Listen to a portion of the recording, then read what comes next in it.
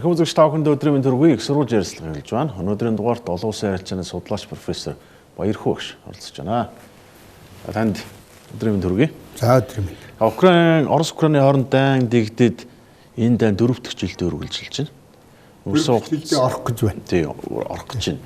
Тэгээ өнгөрсөн хугацаанд яриа хэлцээ өрнсөн гэвч өнөө хүртэл дайныг дуусгах нарийн төлөвлөгөө яригдаагүй. За Америк нэгдсэн улсын засгийн газар 28 зүйл бүхий төлөвлөгөөг боловсруулад Оросд гэрээнийх нь ихийг бол танилцуулсан байна. За Украинд хүлээлгэж өглөө. За энэ нь бол сайн мэдээд бол магталтай гэж Трамп яриад. Тэгэхээр энэ гэрээний талаар энэ талууд ямар байр суурьтай байх шиг байна. Тий.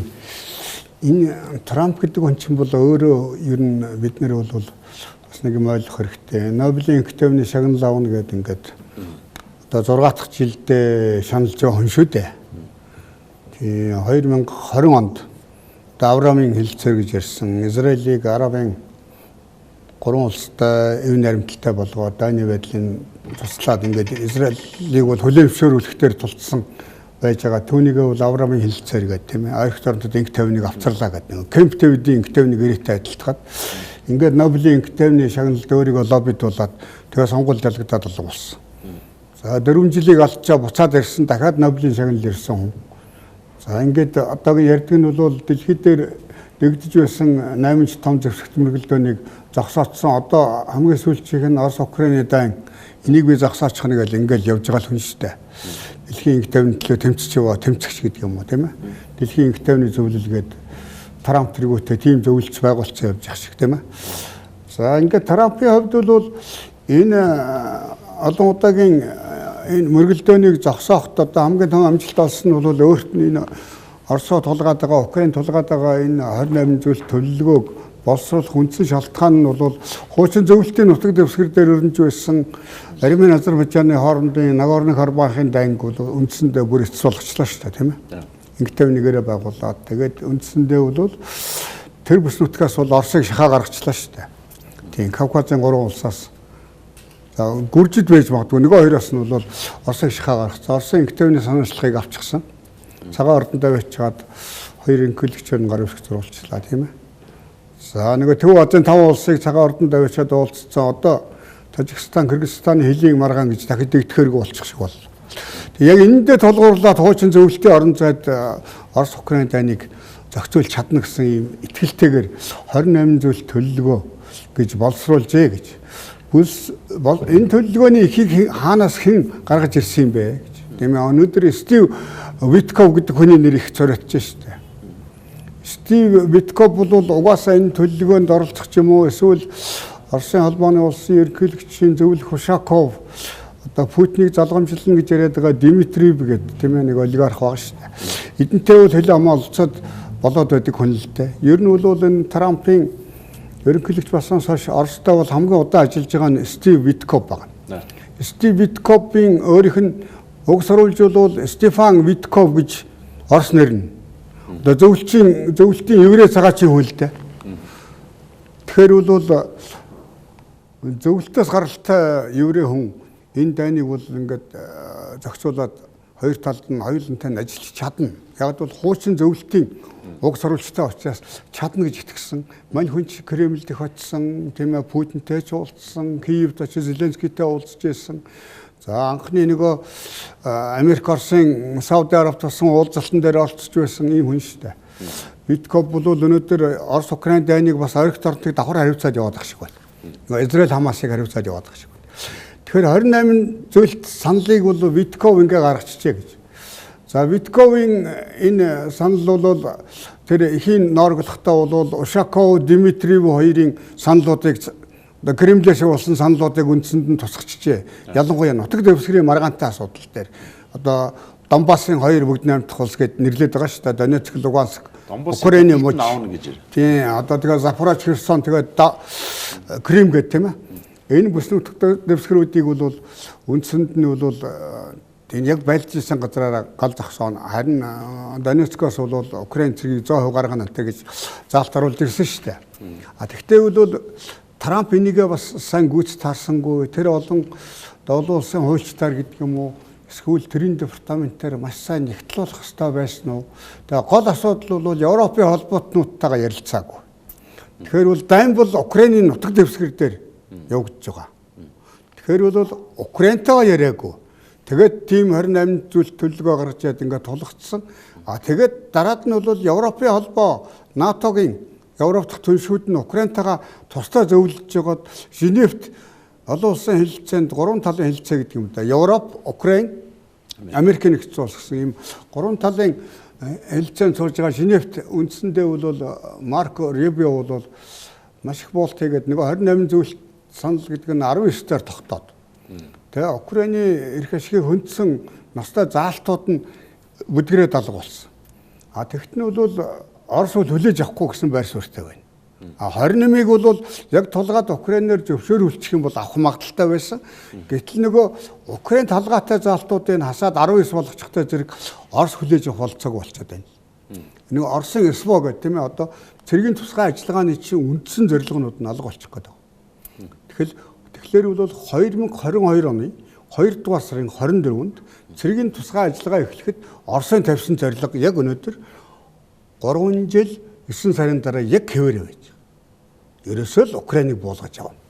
Гол зорилго. Ерөөсөө бүр улс төрийн давцан дээр л да улс төрийн бүр том өргөн нүдээр одоо маш өргөн цар хүрээтэй том зургаар харах юм бол Путин бол 3 зорилго тавьсан гэж тийм ээ.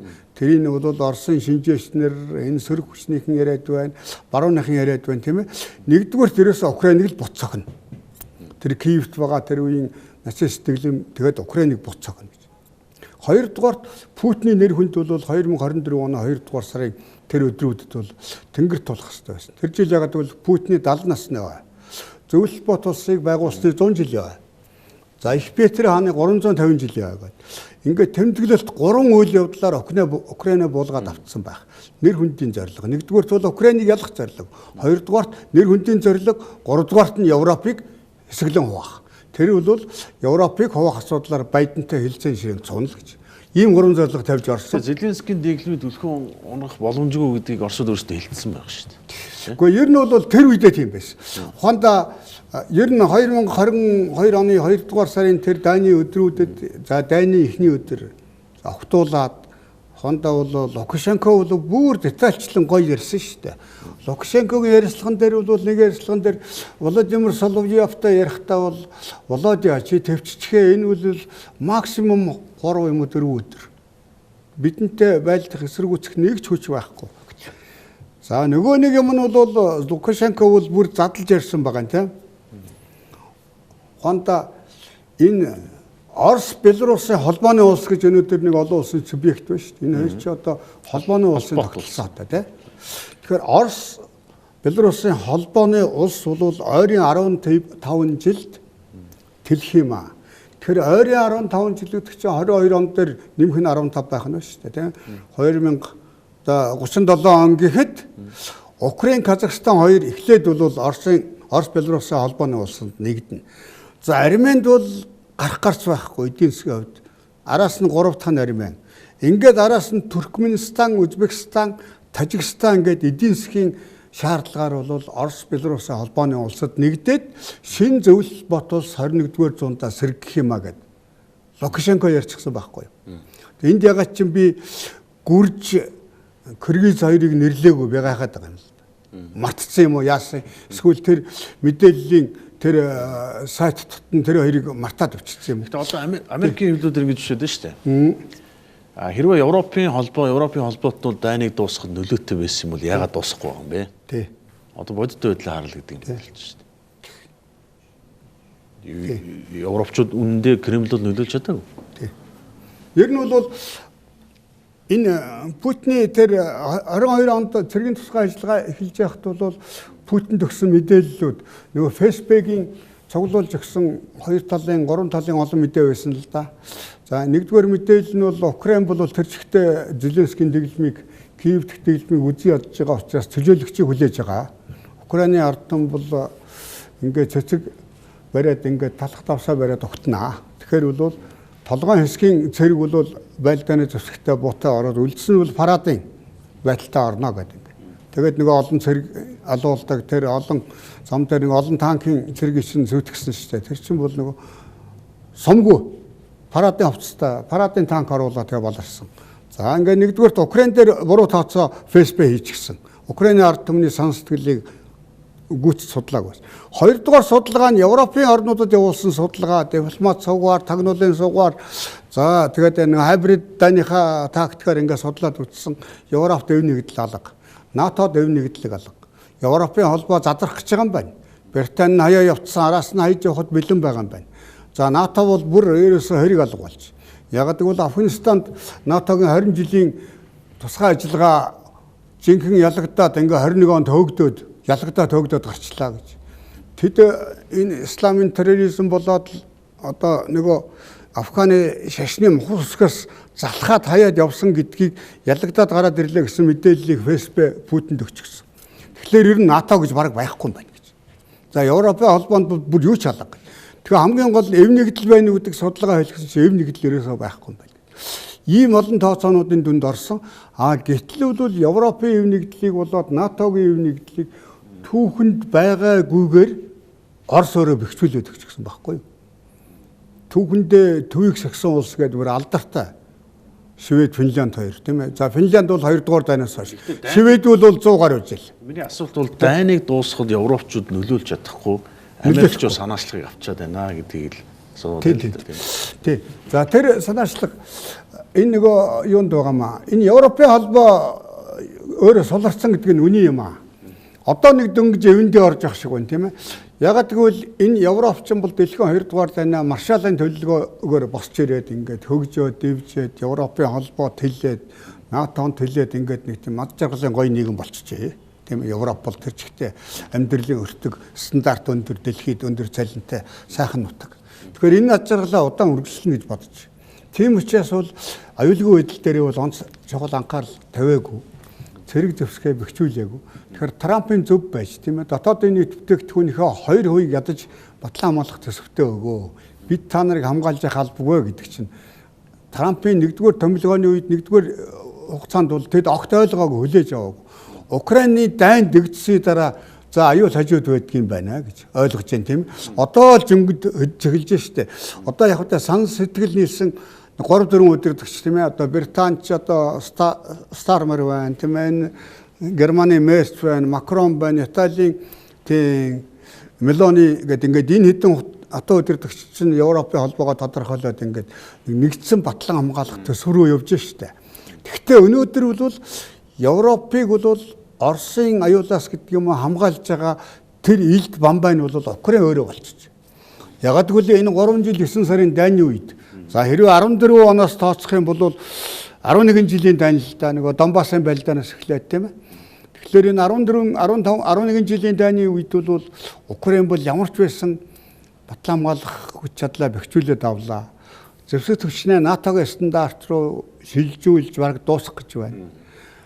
Цэрэг зэвсгийн үйлдвэрлэлээ бэхжүүлчлээ. Ухаандаа зөвлөлт батуулсан үед бол зөвлөлт Украинд бол зэвсгийн олон том үйлдвэрүүд байсан. Энэ Сармат гэдэг төв хоорондын боловсрол Пужингийн чинь Украинд үйлдвэрлэж байсан. Украины инженер техникийн ажилтнууд Эрдэнэтэд бүтээчихсэн тийм ээ. Харьков хот гэдэг чинь зөвлөлтийн танкийн хамгийн том үйлдвэр байдаг ч байдаг юм ба тийм. Бүгдээ нэгээ сэргээгээд авсан. Дээрээс нь одоо жилдээ 1 сая дрон үйлдвэрлэх чадaltaй хиймэл оюун ухаан дээр төсгөлсөн дрон нисгчгүй онгоцны үйлдвэрлэл шинжлэх ухааны техникийн судалгаанд мөнгө хаячихсан байна тийм ээ. Тэгээ өөрөө цөөхөн зөвшөөрөгчтэй л дээ. Ийм нөхцөлд бол Европоос илүү Украин хүчтэй болчлоо. Тэгэхээр тухайн үед бол цэргийн шинжилт бичээлээ шүү дээ. За дэлхийн 2 дахь том харин бол Оросын харин гарцаагүй Америкийн дараа. Бүх үзүүлэлтээр. Украин хэддүгээрт байсан бэ гэж бүр 20 хэд байжээ гэж тийм ээ. Украин бол тэр зандаагаараа 20 хэд рүү яваад гэсэн. Юу НАТО Европтой ярих үтгэл. За ингээд дайны явцад одоо Путин өөрөө Украинд их буян үйлчилж байгаа юм л да. Цэрэг зэвсгийн бэхжүүлээд өглөө, сургаад өглөө, ард түмний нэв нэгдэлтэй болгочлоо. Тийм ээ. Украинчуудыг бол Оросын ертөнцөөс бүр салгаад хайчлаа. Эргээд нөгөөх нь коммунизмд ч юм уу зөвлөлт бот улс эргээд чөзөөч орохооргүй цааш нь харуулчлаа шүү дээ. Тэгээ энэ дунд бол Украины харим 20 хэдээс одоо 5 руу ороод ирж байгаа байхгүй юу? 5-6% ороод ирж байгаа. Тийм ээ? Одоо ялангуяа байлдах чадвар гэдэг юм уу? Яг өнөөдөр цэргийн урлагийн өнцгөөс ярих юм бол 21-р зууны сонгодог дайныг Орос Украин хоёр хийж байгаа юм. Тэгэхдээ Украин бол НАТОгийн стандарт руу ороод химийн оюун болоод мэдээллийн технологи дээр суурилсан дайн руу шилжиж байна. Орос бол өнөөдөр яг холимогдоо хийж байна. Дэлхийн 2 дугаар дайн ялангуяа 44 онд Варшавыг эзэлж чөлөөж авсан дайны тактик, 80-ад онд Афганистанд явуулсан тактик, 90-ад онд Чеченд явуулсан тактик гэд бүгдийг холиод нөгөө асар их цэргээр довтлдог тийм ээ, галын хүчийг бол асар их төвлөрүүлж тийм ээ, дайсандаа цохилт өгдөг нисэх хүчин их буу тийм ээ. Тэгээд тэр танк хуйгт тийм ээ. Тэгээд тэр явган цэргийг том хэрээр давшуулдаг барьдаг. Тэр тактик нь байна. За Украинаас жишээ аваад дроныг бол мундаг хөгжүүлж байна. Бас ялгаа байхгүй. Ингээд дроны үйлдвэрлэлээр дэлхийн 1-2 дугаар том улс нь Украин Орос хоёр болчоод хэн тоогоор бол Орос илүү байж магадгүй, чанараар Украин урд гарсан ч байж магадгүй. Ийм байдалтай дайн яваад байна л да. Тийм. Дайны агуулга. Инхийн төлөвлөгөөний заалт Оросд ашигтай гэмээр юунууд байгаа. Жишээлбэл их 8 руу Оросыг буцаагаад өрнө. Тийм. Оросын эрчим хүчний салбар, ялангуяа газрын ховор металл, Арктикт Америк нэгдсэн улс хамтарнаа гэд. Багцлаад оруулсан юм шиг байна шүү дээ. Би яг өнөөс нь би хэвлээд аваад ирсэн яг би зарим нь орчуулад ярил л да. Энд гэхдээ Трамп үннээс зогтоож чадахгүй байна. Хамгийн нэгдүгээр заалт нь бол Украины бүрийн эрхт байдлыг баталгаажуулна гэсэн байна. Тэгээ энэ ч л маргаан дагуулчих байгаа. Оросын эрх шиг хаана байна? Украин. Тэгээ мэдэж шүү дээ. Энэ дан Украины нутаг дэвсгэр дээр болж байгаа гэдэг. Яг мэдж байна. Тийм учраас Украины бүрийн эрхийг баталгаажуулна гэдэг нэгдүгээр заалтаас хойших заалтууд нь зөрчилдөд эхэлж байгаа байхгүй юу? Тийм ээ. Энэ Трампын 28 дотор тийм ээ. За одоо жишээ нь бол энд хариуцлага яа тооцох гэсэн заалтууд гараад ирж байгаа юм тийм ээ. За мэдээж хэрэг хариуцлага тооцохоос гадна өнөөдөр хамгийн маргаантай байгаа сэдв. Украиныг Европын холбоонд нь элсүүлэхийг зөвшөөрье. НАТОд хэзээч элсүүлэхгүй, НАТОд элсэхгүй гэдэг заалтыг Украин үндсэн хуулиндаа бүр суулгаж өгнө гэдээ бичсэн байгаа юм л да. Тий. А гэтэл нөгөө Европын ч олон улс бол НАТОгийн хамгийн бүр бамбай улс нь Украин болчих юм шиг тийм ээ. Одоо ягдгүйл байлдааны туршлага болоод НАТОгийн стандартыг нэвтрүүлсэн Украины зэвсэг хүчин гэж нэг дийлдэшгүй зэвсэг хүчин Европт гараад ирлээ шүү дээ. Тийм ээ. Хэрвээ одоогийн өнөөгийн Орос Путин тэргүүтээ Орос ингээ байж байгаа юм бол одоо ганц элд бомбай Украин болчих гээд байгаа байхгүй юу? За тэгэхээр бол энэ заалт зөрчлөөд эхэлж байна. Украины зэвсэгчдийн тоог бол Америк юм уу Трамп шийддэг юм биш. Энэ бол дотоод асуудал. Энэ үл яг нэг Украиныхаа бүрэн эрхийг дахиад зөрчиж байгаа. 600 мянган цэргээс илүү байж болохгүй гэдэг. Тэгэхээр эн чинь ухаандаа Версалийн Инктавны баг хурал дээр одоо Кайзерийн Германы зэвсэгчдийн тоог заагаад өгсөн Германд ялт тулгсан олон улсын 19 оны тийм ээ Парисын баг хурлын заалт байж байгаа шүү дээ. Эсвэл Нюрнбергийн шүүхийн тогтоол энэ тэр шиг юм авчиж Украинд барьж очиж байгаа байхгүй юу? Трамп өөрөө тийм. За энэ дотор бол Орос ашигтай юм нь юу гэхтэй зэрэг бол за НАТОгийн цэрэг болоод НАТО бол Украинд хэзээч байрлахгүй.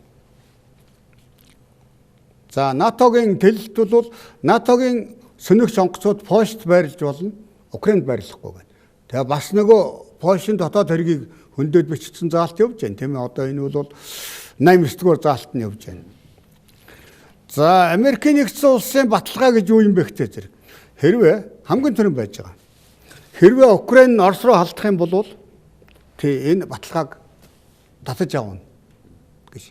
Тэгэхээр бол хамгийн түрүүн халдуулчихсан тэр нь 2 дугаар. Тэгэхээр нэгдүгürt Украин Орос руу халдах юм бол гिचж байгаа учраас Украиныг бомблоод өгчөж байгаа байхгүй. 2 дугаарт нь Орос Украин руу халдуул гэж. Тэгэхээр тэр нь илүү Оросд бас нэг талаар ашигтай нэг талаас хүнд заалт байгаа юм л.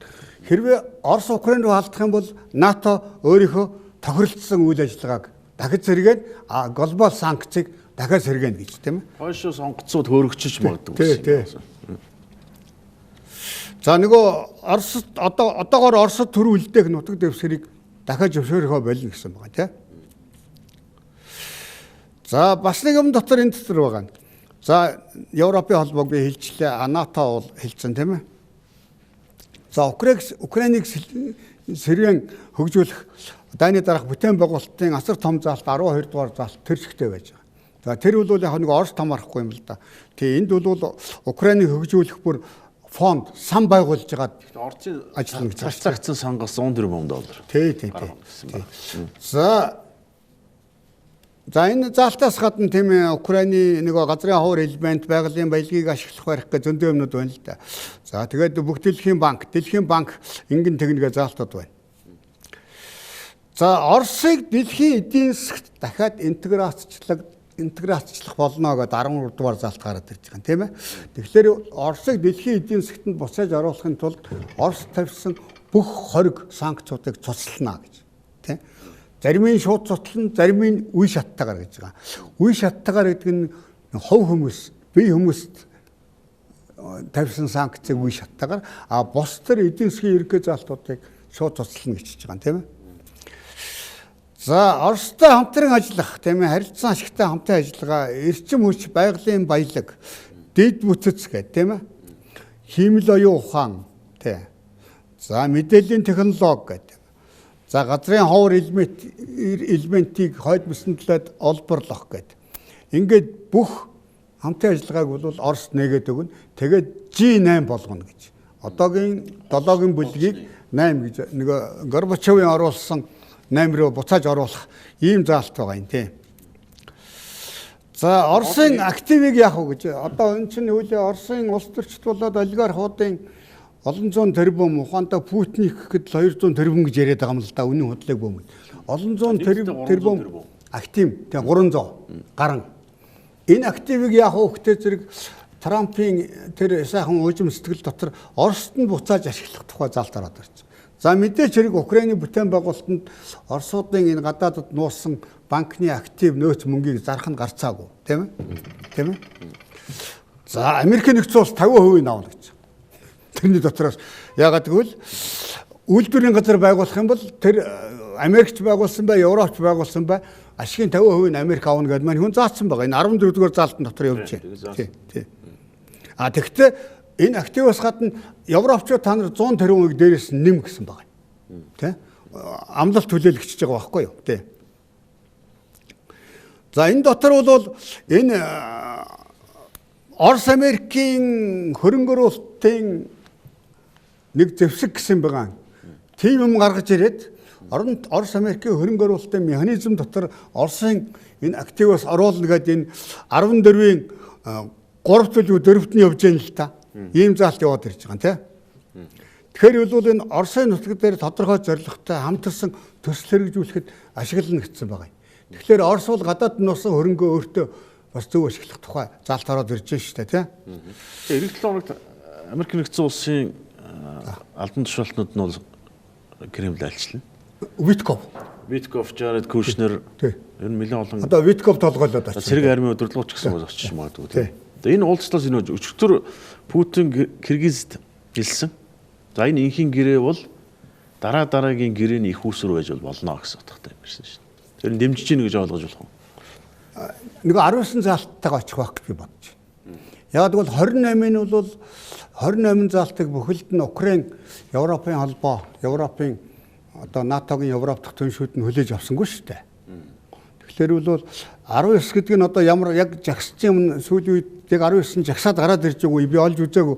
Би 28-аар нь хэвлж авч яваад байна л да. Тэгэхээр нөгөө 28 дотроо бол би дахиад нөгөө энэ Орос ашигтай заалтуудыг яриад байна. Яг гэвэл Путин энэ дээр ач холбогдол өгнө гэж бодоод тийм. Ухаандаа юу гэдгийг тийм ээ. Энэ Орос Америкийн ажлын группийг байгуулад аюулгүй байдлын асуудлаар элен талангүй ярилцсанаач гэдэг юм уу тийм. За дээрэс нь бол Оросын яг хуулинд Орос өөрөө баг үндсэн хуулиндаа Европ руу Украин руу үйл давтлна гэсэн тийм заалт оруулна гэсэн нэг тийм заалт явна лээ. Энэ бол 16 дугаар заалт. Энэ бол Орост хүлээж авагдчихгүй заалт байх. За нөгөө цөмөн зэвсэг дэлгэрүүлэх тухай үйл дэлгэрүүлэх гэрээнд эргэж нэгдэх стратегийн товтлогооны зэвсгийг хязгаарлах гээд Оростой Америк цоочноор тохирлсон гэсэн байгаа юм. За энэ бол Оросын хувьд бол эргэлзээтэй. За Украин бол хэзээ цөмөн зэвсэггүй статустай улс байна гэдэг. Тэгээд цөмөн зэвсэг үйлдвэрлэх гэрээнд Украиныг албан хүчээр оруулна гэж байгаа. Тэр нь бол Орос яг таалагдсан заалт. Одоо Украинчин бол хэрвээ энэ дайныхаа дараа нөгөө одоо юунд Днепр хот одоо цөмөн зэвсгийн үйлдвэрлэлийн нэг төв, Харьков байна зэвсгийн том үйлдвэрийн төв, бас цөмөн шинжилгээний институт байна, тийм ээ. Эднэрээс сэргээгээд авах юм бол Украин цөмөн зэвсэгтэй болохыг ойрох юм байгаа юм л. 1994 оны байдлаар Будапештийн меморандум байгуулж байхад дэлхийд дээр цөмөн зэвсэгтэй улсуудыг яг эренбэлэхэд бол тухайн Оросын холбооны улс одоо зөвлөлт, хуучин зөвлөлт. Америк нэгдсэн улс 3-т нь Украин орж ирсэн юм байна. Британи, Франц, Хятадын орд орсон байсан. Тийм ээ л баггүй юу. Тэгэхээр Орос Америкээр баталгаа өгөөд баталгаа нь бол хэрэгжээгүй. Тий хэрэгжээгүй. За жишээ нь бол Орос ашигтай заалт гэдэг байгаа юм л да. Энэ олон улсын атомын эрчим хүчний агентлагийн мэдлэлд бол Запорожийн атомын цахилгаан станцыг өгөөд Запорожийн атомын цахилгаан станцаас үйлдвэрлэн гаргаж байгаа эрчим хүчний 50% нь Орос руу 50% нь Украин руу нийлүүлнэ гэдэг энэ авчиад 19-р заалтан дээр байж байна. Тэгэхээр бол энийг бол Украин хүлээж авдаггүй. Энийг бол Орос бол за тагийг л авчих байх л да, тийм ээ. За яг нутаг дэвсгэрийн асуудлыг би гол нь ярив. Одоо яах вэ гэж, эн чинь яах вэ гэж, тийм. За нутаг дэвсгэрийн асуудлыг 21-р заалт их олон заалттай энэ 28 зүйлт санал дотор 21 нь явж байгаа байхгүй сүүлхнээр, тийм ээ. За эзлэгдсэн Крим, Луганск, Донецк мож. Энэ бол Америкийн Луганскийг бол тэр чигт наавна гэж. Тий, яг энэ гурвыг нэрлэлсэн байна. Запорожийг бол ингээд нэг маргаантай байна. Эхлээд энэ гурвыг яг хөхтэй зэрэг бол де факто Оросын нутаг дэвсгэрийг де факто зөвшөөрнө. Дэврээ зөвшөөрөхгүй, хуульчлахгүй. Тэгвэл яг бодтой нь бол авчихсан байгаа гэдгийг Америкийн нэгдсэн улс өөрөө оролцоод бүгд зөвшөөрнө гэсэн байна. Херсон, Запорож хоёрыг яах вэ гэж. Яг байлдж байгаа галын шугамын дагуу, фронтын шугамын дагуу хил тогтоогоод дайныг зогсооно гэж. Гэхдээ энийг бол де факто гэж байгаа. Одоо яг гал зогсоосон 38 дугаар параллел шиг болгоно гэсэн байгаа. Одоо яг нэг Солонгос ч бол гал зогсоогүй, дайн зогсоогүй. 38 дугаар параллел бол улсын хил биш. Хойд Солонгосын ч тэр улсын хил биш, өмнө Солонгосын ч улсын хил биш. Тэгэхээр бол яг тийм де факто тийм гал зогсоосон шом гэдэг тогтооно гэх тийм. За ямар ч үсэн энэ гэрээний заалтыг бол манай үзэгчид өөрсдөөс ороод үзэж болно тийм үү. Эх 7 хоногт бол Оросын ярих боломж алга. Эх 7 хоног Америк нэгдсэн улсын төлөөлөгч нар Москвад очино. Тэндээс ямар үр дүн гарах нь гэдэг бол бидний хамгийн анхаарах хэвээр асуудал баг тийм үү. За ингээд танд ярилцлага өгсөнд баярлалаа. Таны ажил дээр. Баярлалаа. Их сурвалж ярилцлага өндөрлөө. Эх 7 хоногт иргэн уулзъя.